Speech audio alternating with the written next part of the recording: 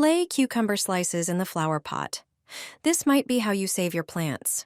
You'll quickly find out why your favorite plant is wilting before your eyes. If your plant's leaves are turning yellow and starting to brown, act immediately to save them. My grandma has already saved several of her houseplants this way. See for yourself if you have pests by doing a simple home test. Cut a few slices of cucumber, then place them into your flower pots. Leave them on the soil in the pot for 24 hours.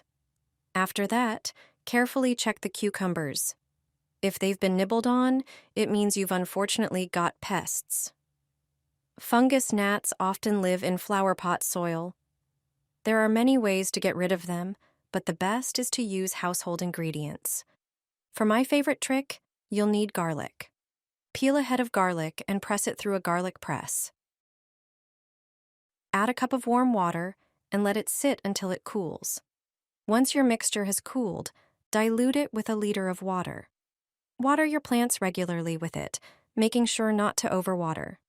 You'll quickly notice the pests are gone, and your plants will bounce back to life.